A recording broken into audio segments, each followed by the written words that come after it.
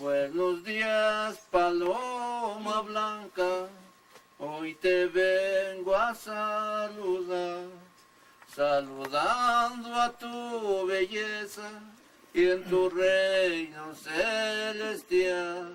Buenos días, paloma blanca, hoy te vengo a saludar, saludando a tu belleza y en tu reino celestial.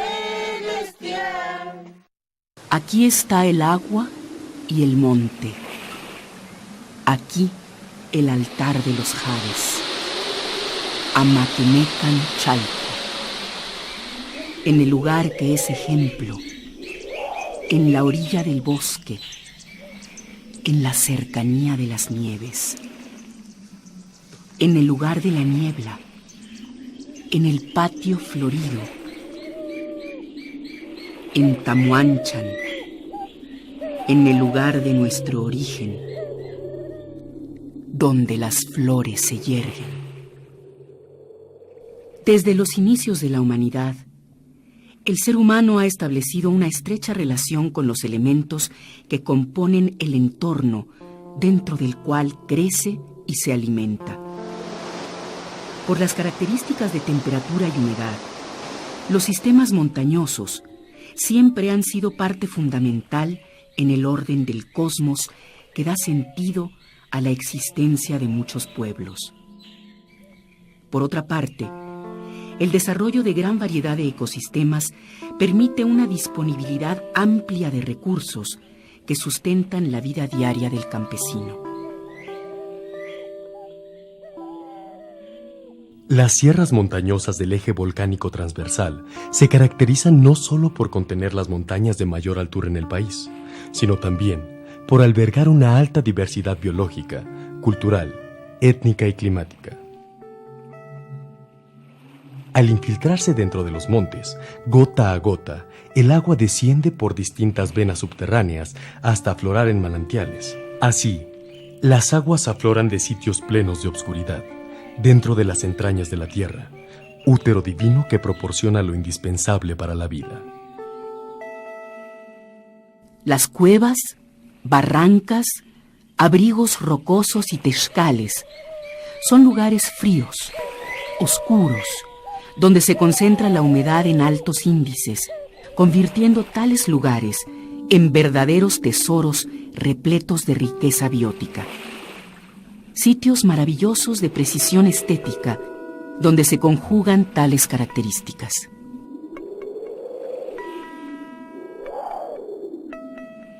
En las serpentinas ondulaciones de cañadas y lomas existen ciertos espacios que algunos grupos de campesinos de la región tienen en muy alta estima. Son conocidos como templos y concebidos como umbrales o entradas por donde se cree que emergen las sombras de los rayados cuando son liberados de las entrañas de la tierra.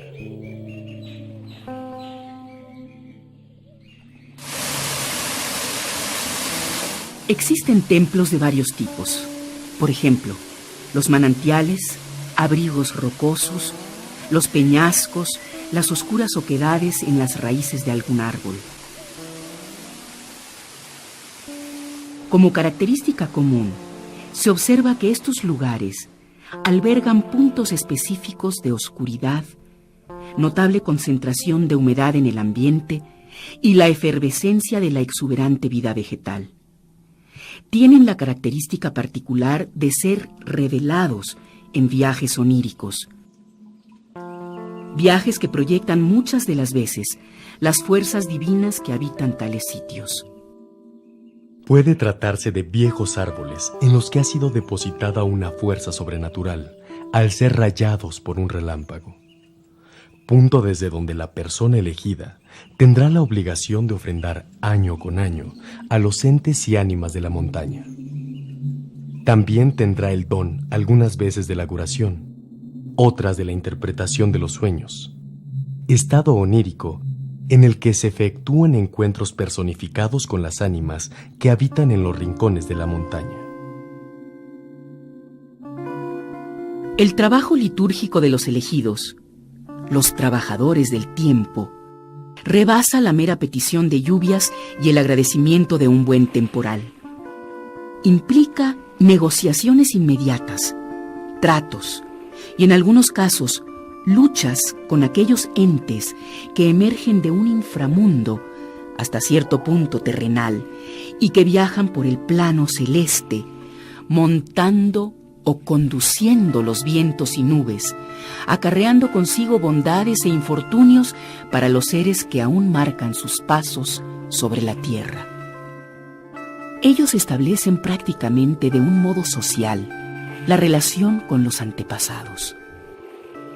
A partir de aquí, los muertos marcan las pautas de la negociación, puesto que aquellas personas que en vida fueron trabajadores del temporal y levantadores de sombra, son con quienes se establecen las primeras relaciones que han permeado en los rincones de la tierra, emergiendo con las nubes hacia el plano celestial. El tiempero, al morir, se transforma en el portero de todo ese gran mundo espiritual que subyace en la tierra, por el cual emerge prodigiosamente la fertilidad y de donde provienen las fuerzas meteorológicas animadas por los espíritus de los ancestros. Ese lugar era antiguamente conocido como el Tlalocan.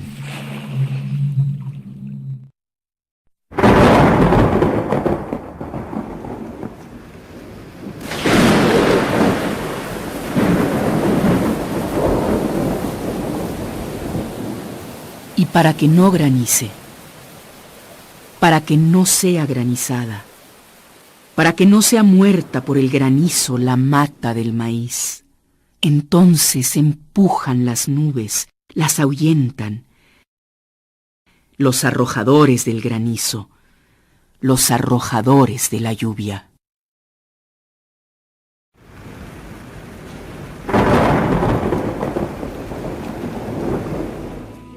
Más allá de los volcanes Iztaccíhuatl y Popocatépetl, en los alrededores, aún se realizan prácticas mágico-religiosas con la finalidad de proporcionar lluvia a los terrenos de cultivo.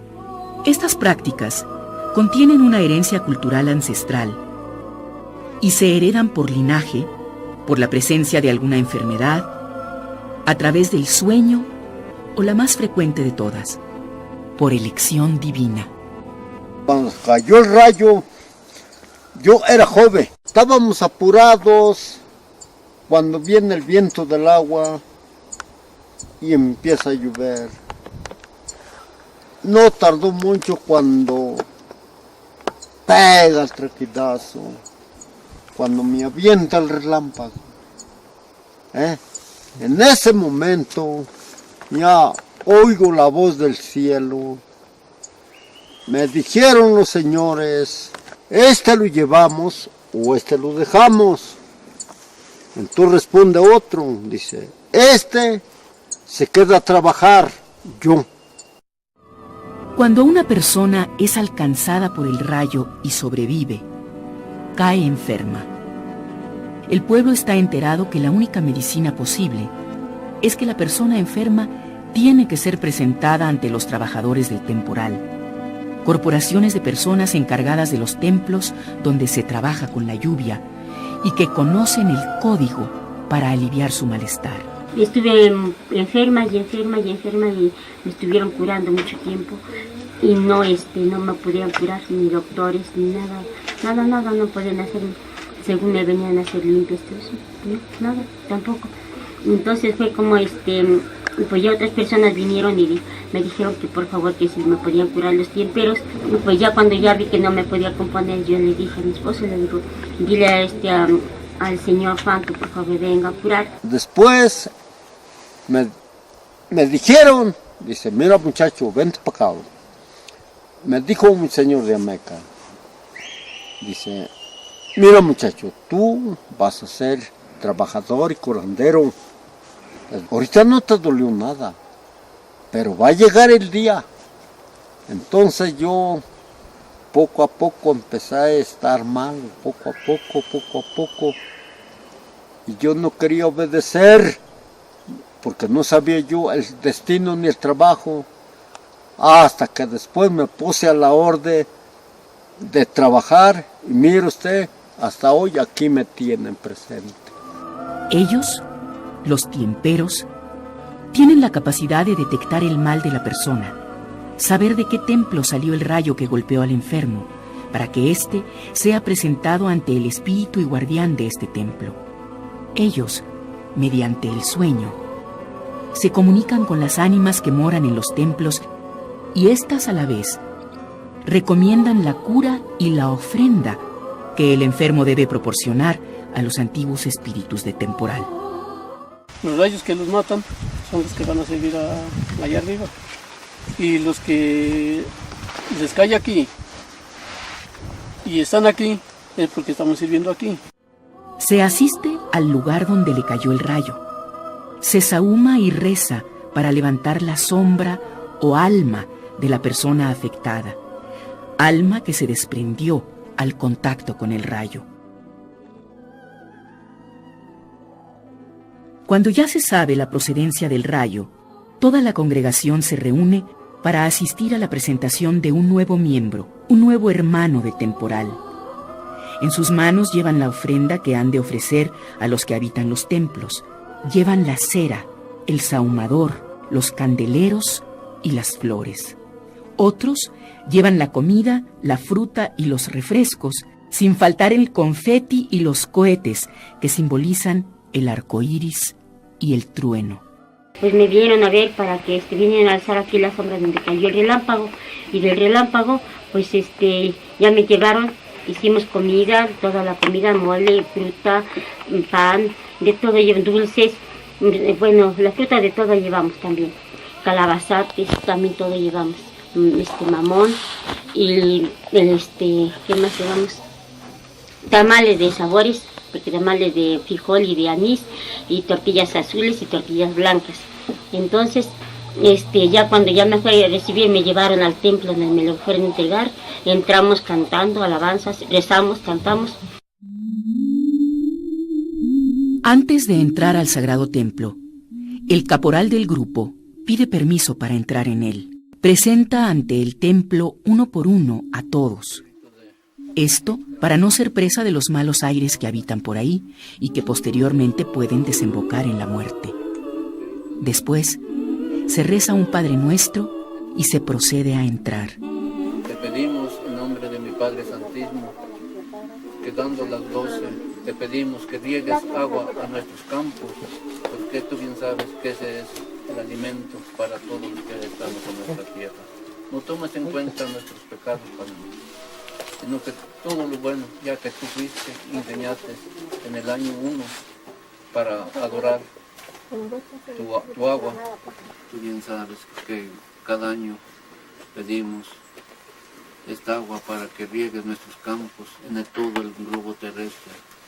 Se entona un canto llamado Paloma Blanca. Buenos días, Paloma Blanca, hoy te vengo a saludar, saludando a tu belleza y en tu reino celestial. Buenos días, Paloma Blanca, hoy te vengo a saludar, saludando a tu belleza y en tu reino celestial. Eres madre del Creador, que a mi corazón... El caporal se acerca a las cruces del templo que maltrechas yacen sobre la roca y se les ofrecen todas las cosas que se llevan. Pide por todos los asistentes y por los que no están.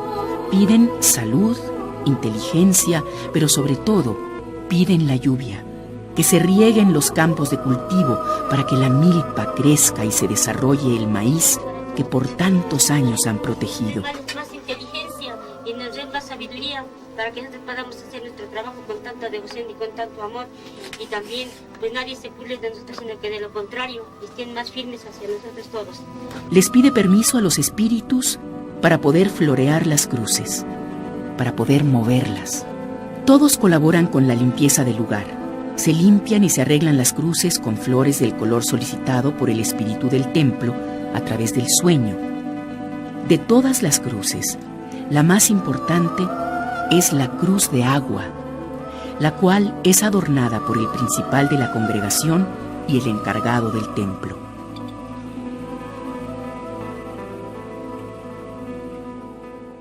Adorar su agua, estamos adorando a Dios nuestro Señor, porque todo lo que hay en la madre tierra y lo que da sus frutos es por bendición de Dios nuestro Señor que está en los cielos. Si Dios nos quitara el agua, no habría nada que comer, porque el agua es vida. Los colores del paisaje cubren la cruz.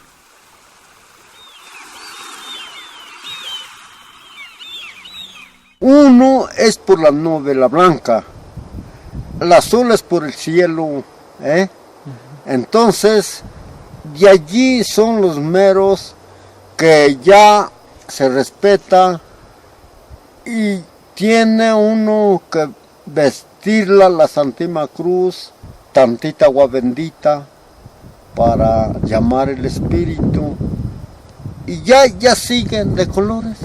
Así ya puede usted trabajar como usted quiera. Sí. Cuando terminan de arreglar las cruces, ya se puede poner la mesa donde se depositará la ofrenda. Se colocan velas y veladoras, ramos de flores.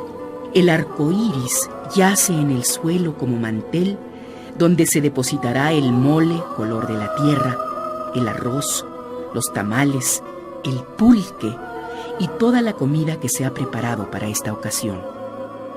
Ya que la mesa está servida, se hace una invitación dirigida a los espíritus de todos los templos para que asistan a esta fiesta de comunión ritual con la naturaleza.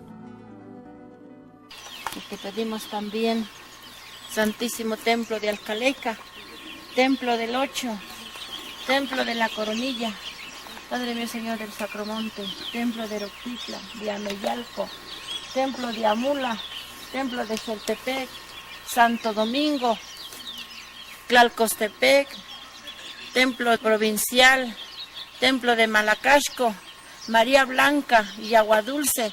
Todos estos templos los llamamos que estén reunidos y el templo de Ilama, aquí en este sagrado templo de Clachalone, para poder terminar hoy en este día nuestras gloriadas que nos han encomendado, que tenemos en esta fe, que ustedes nos han ayudado a seguir adelante por estos templos benditos y sagrados. Les pedimos de que se acerquen aquí en este sagrado templo para hacerles su fiesta como de costumbre. Estas ceremonias mágico-religiosas cuentan con antecedentes ancestrales, entre los que se puede mencionar la hazaña del asombroso Chalchiutzin, nacido en Tecuanipan, Amaquemecan, mencionado por Chimalpaín en el siglo XVII. Año 3 Caña, 1287.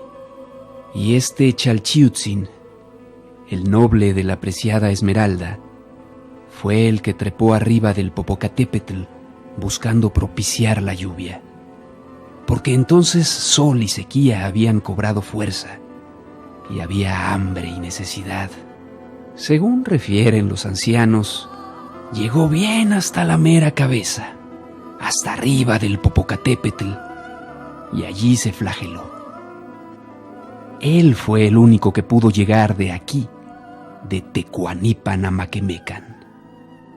Llega una tempestad fea, hay que saberlo también atajarlo. Tiene sus oraciones para darle, para cuando llega y llega muy feo y que no destruya, hay que hablarle ahora sí que por la buena, hay que sacar su sahumador de uno, su palma bendita, para que él obedezca, prender una cera, o lo que pueda uno. De momento, nosotros más que nada lo podemos hacer hasta con una varita. ¿Por qué? Porque ya estamos recibidos en los templos, más que nada ya estamos reconocidos. Brincaba, echaba unos brincos y con su espadín y su saumerio. No más que ella era muy poderosa o no sé qué, le ayudaban más los espíritus. Ella no se mojaba ni su saumerio y no se mojaba ni ella. Donde brincaba estaba seco, el agua está por ahí y todo. Y ella donde está bailando estaba seco. Era una cosa increíble. Cuando llega la lluvia, llega la fertilidad, llega la vida. El conjuro mágico ha surtido efecto. Los cantos y las oraciones han sido eficaces. La tierra se tiñe de verde musgo, se deleita de vida. Surgen los campos floridos que la lluvia procreó. Surgirá el maíz, acompañado de la haba y el frijol. Manarán los ríos y florecerán las plantas medicinales y sagradas. Por todo el bosque brotarán los hongos comestibles, la escobetilla, el gachupín, choletes y xocoyolis, gran variedad que servirá de sustento para la vida diaria. En esta época de lluvias, el agua será el néctar de la vida. Aquí, junto a los volcanes, flor y canto de la poesía.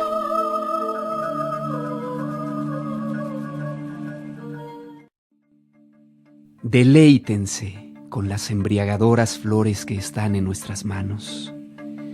Vengan a ponerse en los cuellos collares de flores, nuestras flores de tiempo de lluvia. Estén frescas, abran sus capullos. Allí anda el ave, parlotea y trina. Viene a conocer la casa de Dios. Cuando llega la lluvia, el hombre de conocimiento acude a la montaña a través de una revelación en los sueños. En tal dimensión se encuentran con niños, con flores de lluvia, enemigos o antepasados.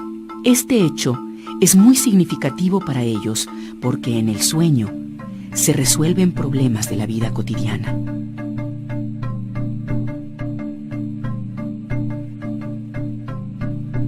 Ahí, bajo el volcán, en un lugar sagrado conocido como el Padre de los Bosques, para muchas personas de la región, es la casa donde florecen los hongos llamados niñitos, así, por respeto. El hombre de conocimiento, cada año, recolecta el hongo maravilloso, el hongo sagrado, que le permitirá ver más allá de los reinos de la mente, en el espejo sagrado del Texcal. Este mundo, proporcionado por el hongo divino, se encuentra estrechamente vinculado con la vivencia onírica. Desde la premonición de la recolecta hasta la culminación, la ingesta. Ambas dimensiones se construyen en lo sagrado, el ámbito divino de la montaña. El sueño es también un elemento central, ¿no? Porque es en él en donde va a aparecer, donde van a aparecer los seres sobrenaturales. La ley de la gravedad no existe en el sueño, tú puedes volar en cualquier momento. No existe la muerte, es decir, tú puedes tener diálogos con tiemperos muertos, con familiares muertos, ¿no?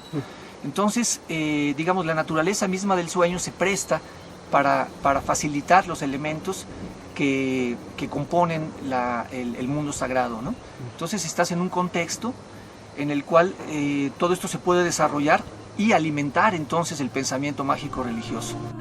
La ingesta ritual de hongos tiene un vínculo común: dar la visión imaginaria al ser humano en dos sentidos, salud y enfermedad.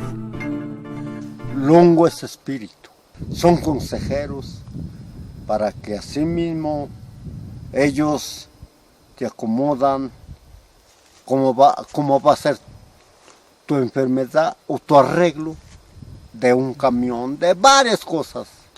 Necesitas también tener y saberles entender.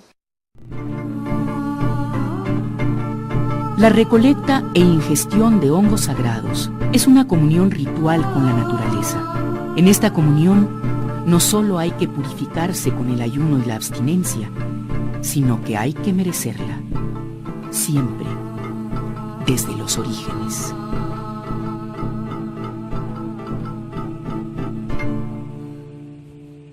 El culto y veneración a la montaña como lugar sagrado son resultado de una interacción desarrollada a lo largo de milenios entre el ser humano y su entorno, posiblemente desde los primeros pobladores del continente. Cuando el hombre pasa por el estrecho de Bering, tiene una cultura de una complejidad mucho más grande de lo que generalmente suponemos. Podría pensarse que ideas como la montaña sagrada, como la división del cosmos en 4 cuadrantes, incluso de distintos colores, no son coincidencias que existan en toda América. Durante un período de grandes migraciones que no concluyó incluso después de la irrupción europea, la observación de los ciclos naturales de renovación de la vida, así como sus procesos, resultó indispensable para la obtención de alimentos. Para algunos investigadores, el culto al agua se encuentra ya plasmado desde las figurillas de tipo olmeca muy difundidas en toda Mesoamérica. En tal sentido, Bonifaz Nuño aclara: tanto los rostros estilizados como los naturalizados expresan la unión de las serpientes, elemento acuático, con el hombre. Teotihuacanos, zapotecos, totonacas, mayas y demás, hasta llegar a los aztecas que crearon imágenes en las cuales este concepto tiene expresión, son las imágenes de Tlaloc, Chac, Tajín. El hecho de que entre los olmecas el dicho concepto se haya manifestado como principal viene a justificar plenamente que su cultura sea llamada cultura madre. En este sentido, cabe destacar la presencia olmeca en la zona de los volcanes. Alrededor del siglo VI, V-VI, está documentada, aunque no suficientemente comprobada, una migración olmeca, de olmecas Huixtotl, los que traían, me imagino que los grupos que traían comercio de la sal, y que se establece aquí en Coapexco. ¿Qué hay ahí? Es sobre todo tepalcates, hay, bueno, más que tepalcates, hay las figuras clásicas del olmecoides, ¿verdad?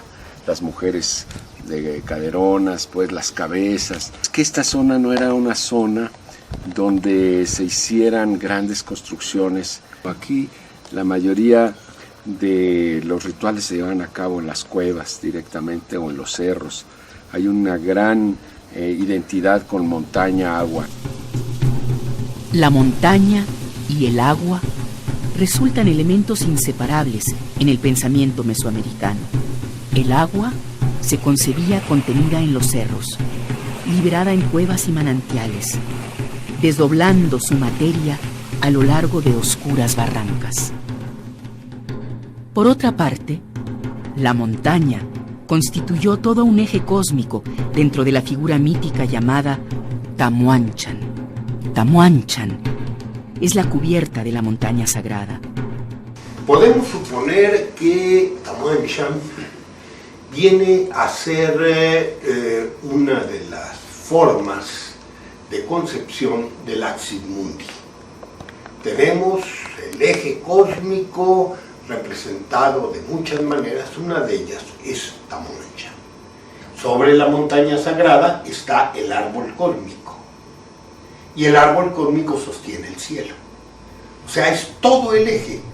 Donde en la unión de sustancias contrarias, frías y calientes, se originan el sexo, la guerra, el juego, y con ello se crea otro espacio, otros seres, otro tiempo, el mundo del ser humano.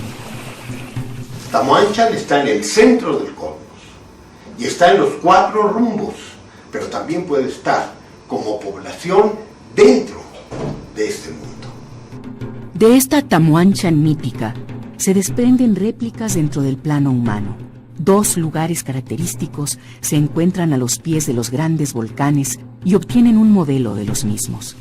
Uno de ellos fue Tamuanchan Chalchiumomosco, ubicado en el cerro que hoy conocemos como Sacromonte, dentro de la población de Amecameca, alguna vez habitada por olmecas, xicallancas, quillahuistecas y cocolcas.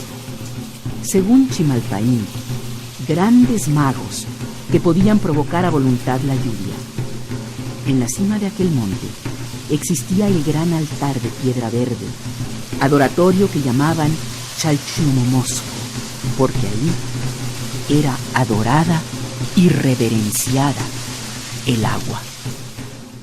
Anteriormente tiene nombres míticos, Tamuanchán, Iztacosaucan, en fin, hay varios nombres que tiene, pero en realidad ya su nombre de Amaquemecan viene a significar el lugar donde indican los papeles, donde están los planos del agua, y por extensión, pues donde hay papel amate.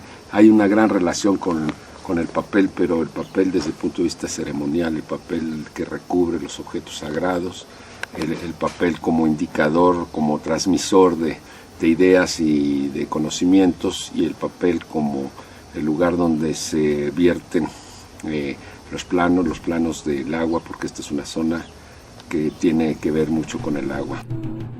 Fray Bernardino de Sahagún cuenta que tras el abandono de Tamuanchan, los olmecas huixtotin que quedaban se establecieron en Jumiltepec antes de dirigirse a Teotihuacán. En este punto, los tlatoques, ancianos sacerdotes, se reunieron para determinar el rumbo que tomaría su pueblo, siempre bajo el consejo y protección de Yowali Ejecatl, Tloquenahuaque. En la actualidad, en dicho cerro de Jumiltepec, se sigue venerando a la Virgen del Sacromonte. Ambos lugares, Amecameca y Jumiltepec, comparten la característica de poseer montes sacros, puntos de dominio del paisaje circundante y potencialmente, según estudios recientes, sitios relacionados con la observación astronómica y medición calendárica.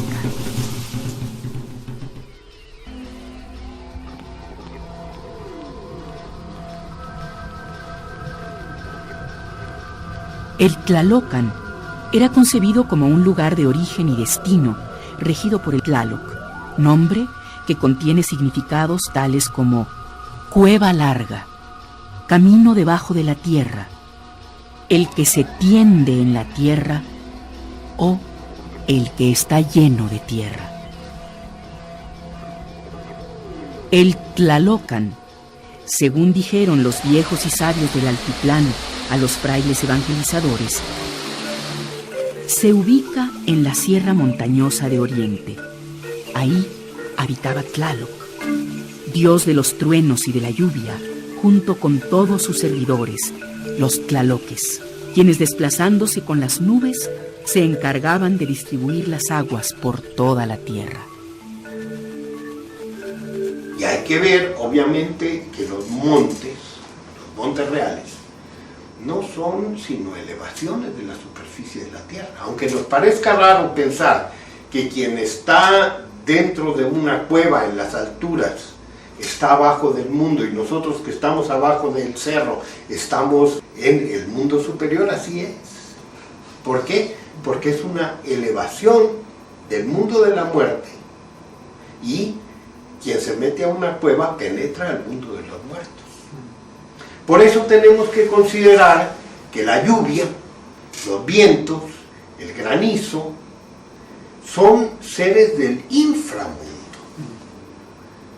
Aunque anden sobre nosotros, salieron del inframundo. ¿Por qué? Porque salen dentro de una montaña y salen por una cueva. Al Tlalocan iban aquellos que morían tocados por el rayo, ahogados, o quienes en vida habían padecido enfermedades de naturaleza fría, tales como el reumatismo, neumonía e hidropesía, que poco a poco los acercaba al Tlalocan. Estas personas, ahora tlaloques, eran solicitadas por aquel dios de la lluvia. Eran llamadas a sus dominios dentro de la tierra para servir en la labor cósmica de la distribución del precioso líquido. El Tlalocan constituía la parte inferior del eje cósmico mesoamericano. ¿Cuál parte de Tamuanchan? Donde están las raíces del árbol. O, si lo decimos de otra manera, lo que está dentro de la montaña. las raíces del árbol florido están en Tlalocan. Ahora, ¿qué hay en Tlalocan? Tlalocan es una olla enorme. ¿Con qué figura? La figura de Tlaloc. Son las jarras Tlaloc. ¿Qué tiene adentro? Tiene agua. Tiene semillas corazones. Y tiene las fuerzas del crecimiento. Entonces, ahí el Tlalocan está lleno de dioses, pero dioses que son cada uno de ellos una semilla corazón. El eje cosmogónico donde se unen los míticos lugares Tamuanchan y Tlalocan es posible observarlo en una forma sumamente acabada en uno de los murales que en la actualidad sobreviven en Teotihuacán, dentro del conjunto de edificios y cenáculos denominado actualmente Tepantitla. Algunos investigadores han coincidido en que Teotihuacán fue la ciudad más grande y poblada en el mundo durante su auge, con cifras demográficas que oscilan entre los 100.000 y los 200.000 habitantes. Por otro lado, se han descubierto elementos que muestran una diversidad étnica y lingüística respaldada en los vestigios de barrios oaxaqueños y de otras provincias de Mesoamérica. Así, Teotihuacán es potencialmente el tronco de una cosmovisión que encuentra sus raíces en las primeras sociedades que dieron forma a Mesoamérica y que posteriormente se ramificarían en los diversos grupos sociales encontrados por los invasores a su llegada. ¿Qué es este importante mural de Tepantitla? Las interpretaciones sobre la escena plasmada en el mural de Tepantitla han sido diversas. Sin embargo, una de las más acabadas propuestas lo relaciona con la unidad mítica Tlalocan-Tamuanchan. Unión de contrarios, frío-caliente, masculino-femenino, abajo-arriba, agua-fuego, salud-enfermedad. En el centro de la pintura se encuentra un enigmático personaje que varios autores han asociado con una deidad bisexual que contiene en sí misma elementos ígneos y acuáticos. El personaje está colocado sobre una montaña y al pie de un árbol florido. En una mitad, en el interior o sobre las ramas, hay cuentas de jade, conchas y un pez, elementos del agua. En la otra mitad hay flores, símbolos de tierra que indican ascenso y descenso. En la parte inferior, al centro, hay una montaña donde se forma un flujo constante. De ella manan en direcciones opuestas dos grandes ríos, decorados con ojos desincorporados. Las figurillas humanas se bañan en el lago y retosan en el agua. A la orilla del río recolectan flores, otros hombres descansan debajo de los árboles y hay uno de ellos que come una caña de maíz que acaba de cortar. Entre todos, hay dos individuos que no parecen participar de la alegría en general. Uno de ellos empuña con una mano una rama con hojas. Gruesas lágrimas salen de sus ojos y el símbolo de la palabra 5 veces repetido. Se trata del canto a honra de Tlaloc. Así, al llegar al Tlalocan, saluda su ingreso en la casa de los dioses de la fertilidad. A la llegada de los españoles, las sociedades mesoamericanas poseían un rígido sistema calendárico que normaba los ritos y festividades religiosas, así como la vida cotidiana, individual y colectiva, elaborado sobre la base de una estrecha observación e interacción con el entorno natural. El calendario implicaba una serie de conocimientos astronómicos y una estructuración de la percepción del tiempo, porque el calendario no es únicamente observación astronómica, sino también impone una estructura a la vida diaria y a la vida económica y religiosa. Impone una estructuración socialmente determinada, sobre todo en la vida social pública, porque estos grandes rituales se llevaban a cabo por un lado en los grandes templos y eran dirigidos por los sacerdotes del culto público, y por otro lado también tenía diferentes niveles y lo llevaban a cabo los campesinos también en el paisaje, en esos lugares de culto. Las festividades estaban vinculadas a los fenómenos estacionales observados en la naturaleza y con relación a las actividades agrícolas. Por ello, las primeras fiestas acontecidas durante el período de secas se dedicaban a la petición de las lluvias, ofrendando a Tlaloc y sus tlaloques.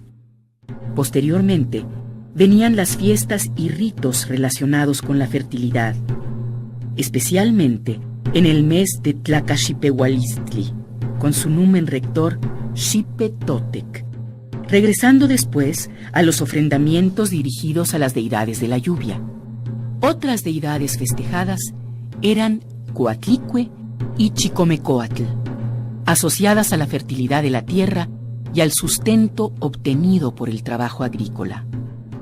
También iría con Xipetotec, cuando el cuerpo o cuando está cambiando la tierra de piel metafóricamente, ¿sí?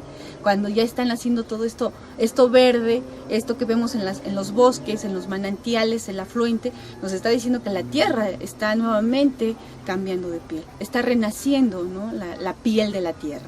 Aquí la división fundamental es entre estación seca y de lluvias. El pensamiento prehispánico era en términos de esa división dual del año y se refleja, pues como dije, en la iconografía, la cosmovisión, en las creencias, conceptos, en ciertas dualidades de dioses y sobre todo en los ritos. El período de transición es una fase de incertidumbre. El ser humano se encuentra a merced de los dioses. Es necesario ofrendar y solicitar para así garantizar un temporal benéfico para el trabajo agrícola y la consecuente obtención de alimentos. En el calendario mesoamericano, este período estaba marcado por la fiesta de Toxcatl, que significa cosa seca, y se encontraba bajo el dominio del numen Tezcatlipoca, el espejo humeante, de quien somos esclavos, el que inventa a la gente, el que da y quita riquezas y señoríos, el dueño del azar y del destino de la gente. En estas regiones es muy temprana la siembra, más o menos en abril ya están sembrando, porque por la altitud. Dice que este tenían por dios de dioses a Tezcatlipoca. La figura de Tezcatlipoca está en toda quietud y sosiego, y se vive bajo su imperio. Las calamidades, situaciones y dones sobre las que este numen ejercía su control eran la peste, la guerra, el contento y refrigerio, la dulcedumbre, suavidad, riqueza y prosperidad. Era el primer proveedor de las cosas necesarias.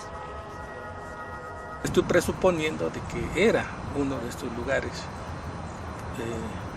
primordiales de culto a veneración a Tezcatlipoca. Los atributos de Tezcatlipoca son morales, punitivos y singularmente sobrenaturales. Están referidos a la identidad del ser, ya que entre el numen y el ser hay un espejo mediante el cual se cae en la cuenta de la verdad. Este es el caso del pasaje mítico de Quetzalcóatl, que toma conciencia de su decadencia personal, de la del pueblo que gobierna y cuya verdad lo destrona y lo aniquila. Una vez llegadas las lluvias, las festividades nuevamente se centraban en los númenes que las regían así como en las deidades relacionadas con la producción agrícola y el florecimiento de la vida vegetal en los campos. Sinteotl, Xilonen, Chicomecoatl, Xochipilli. Flores y frutos de la tierra comenzaban a emerger, y el ser humano tenía que agradecer, ofrendando a las deidades los primeros frutos de las cosechas y distribuyéndolos entre todo el pueblo. Xochipilli, cuyo significado en náhuatl es noble de las flores, era una deidad presente en el pensamiento mágico religioso de los antiguos pueblos de la región. Figura en la que se plasma el respeto y admiración a la tierra, las flores y los hongos de los volcanes. Una muestra de ello son la estatua y el pedestal exhumados en Tlalmanalco, al pie de los volcanes. El pedestal que integra la figura es la reproducción en miniatura de un templo, es decir, el Altépetl, sobre el cual aparece sentado Xochipilli. El Altépetl, Cerro Agua, es un símbolo de carácter dominante y generalizado en Mesoamérica.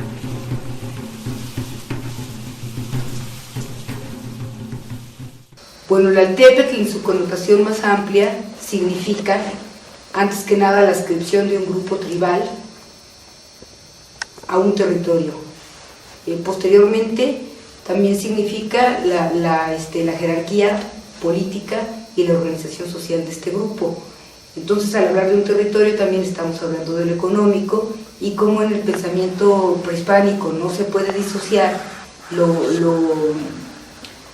el mundo profano de lo sagrado, también nos representa la cosmovisión religiosa, el mundo en su concepto más amplio. Xochipilli no solo es la noble flor, sino es el sol naciente, el sol niño, el dios de la luz, de la vida, del juego, de la poesía y del arte.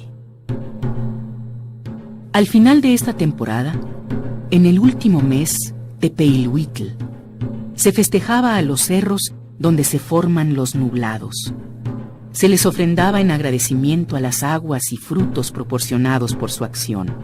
Cada cerro era un numen o un tlaloque, contenedor de las aguas y la esencia misma de las cosas que florecen sobre la tierra, las llamadas semillas corazón. ¿Eres tú? ¿Eres tú verdadero? Alguno ha llegado a desvariar, oh por quien todo vive. ¿Es verdadero? ¿No es verdadero? De este modo dicen. Cuanto es verdadero, dicen que no es verdadero. Con el arribo de los europeos a América, el choque de culturas fue diverso. Fueron dos formas de concebir e interactuar con el mundo. Todo pareció cambiar para el habitante mesoamericano, pero las resistencias y continuidades fueron una realidad. La nueva religión, a su vez, se encontraba respaldada por el Santo Oficio de la Inquisición, que tiene como finalidad denunciar a los que consumen plantas como peyote, hongos o loliuqui, o que usan otros procedimientos de origen mesoamericano, como la invocación y control de lluvias y tempestades, así como los fieles que arman altares domésticos dudosamente adornados que luego sirven de pretexto para festejos, bailes, música y juegos.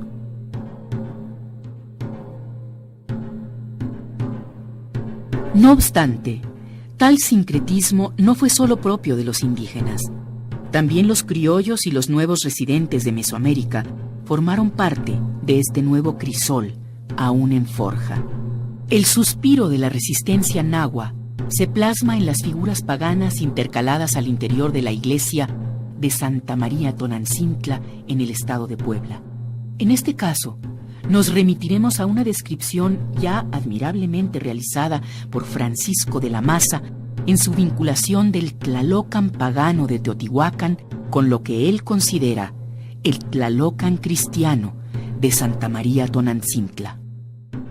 Tonantzintla, Madre de Dioses, llamada en cristiano Santa María, es el Tlalocan del siglo XVIII. Es el Tlalocan con vestiduras católicas. Es nuevamente el paraíso terrenal de flores y frutos. Es la recreación plástica de la naturaleza y sus delicias eternas. Por todas partes aparecen los xochime, flores, entre las cuales asoman los piltontli, niño, y los istli, rostros de cariátides y muñecos, abriendo desmesuradamente los ojos ante el asombro de estar siendo parte del paraíso. Pero son los sayacatl, máscaras cubiertas de ihuitl, plumas, las que nos dejan estupefactos cuando devoran o vomitan ahitos, los xochicuali, flores comestibles o frutas, y se rodean de un octli, vino, que recuerdan las uvas que se prodigan por donde quiera. Todo es color, todo es flores de grandes pétalos y frutos abiertos. ¿No es esto la viva realización de los trozos de Sahagún y Torquemada aplicados por Alfonso Caso al Tlalocan de Teotihuacán? En el siglo XVIII pudieron los nahuas de Puebla reconstruir su paraíso como un traslado de la naturaleza, según frase de un viejo cronista. Cierto que no hay agua, pero ¿no la supone la floración radiante de los elementos de la tierra? Cierto que ya no es Tlaloc y los tlaloques los invocados, son Santa María y los santos, pero que en el fondo no son sino un disfraz. El nahual de las viejas divinidades prehispánicas, no muertas del todo en el melancólico indio de los valles de México que, cuando pudo, recreó su paraíso. El culto a la montaña es un punto central de la cosmovisión mesoamericana y que se ha perpetuado a lo largo de generaciones en todo el territorio que este concepto abarca, cubriendo múltiples formas y matices dependiendo de las sociedades de que se trate. El caso de los volcanes Popocatépetl e Iztaccíhuatl no es una excepción. Se debe de recordar que son 2000 años de presencia ritual en la montaña, al menos arqueológicamente sustentados, o sea, por materiales arqueológicos. Los más antiguos datan del preclásico, hacia el siglo I de nuestra era. Para el Popocatépetl tal vez el más famoso sea Tetimpa. Para el preclásico parece que los sitios están más al pie de monte. Porque también tenemos para la zona de Chalco sitios arqueológicos que parecen estar alineados desde el preclásico al Popocatépetl y que tienen por referencia algunos entierros. Entonces pareciera que en la antigüedad no se subía tan alto, pero por lo menos sí era reverenciada la montaña, desde la zona urbana. Para el clásico no tenemos evidencia más que algunas ofrendas.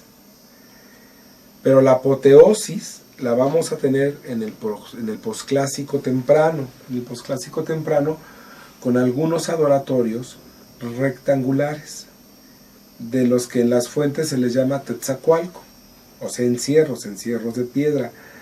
Alguna vez, cuando parecía que el proceso colonial de persecuciones, pestes y la evangelización habría extirpado de raíz todo aquel mundo que floreció en las más bellas esculturas, murales, poesías y cantos de los más grandes reinos y señoríos mesoamericanos, nos hemos dado cuenta que algunos fragmentos esenciales han sobrevivido, transformándose y adaptándose a las exigencias impuestas por distintos contextos históricos. Por ahora, solo queda un largo camino por investigar, aunque de vez en cuando es bueno hacer un alto y contemplar, abrir todos los sentidos e incluso soñar, para que a través de una mayor amplitud de nuestra percepción aflore todo un mundo oculto en libros, documentos antiguos, crónicas, rituales y tradiciones orales que durante mucho tiempo se nos ha obligado a mirar como ajeno, como muerto, como enterrado, como olvidado. Sin embargo, en algún lugar se ha dicho que raíces profundas no mueren, allende los volcanes. Muy agradecidos de tantos favores, María del Refugio, no llene de flores. Muy agradecidos de esta casa vamos, pues con su licencia ya nos retiramos. Muy agradecidos de su caridad, mi Padre Jesús se los pagará. Muy agradecidos de esta casa vamos, pues con su licencia ya nos retiramos. Bendita sea la hora en que ya nos vamos, pues con tu licencia ya nos retiramos.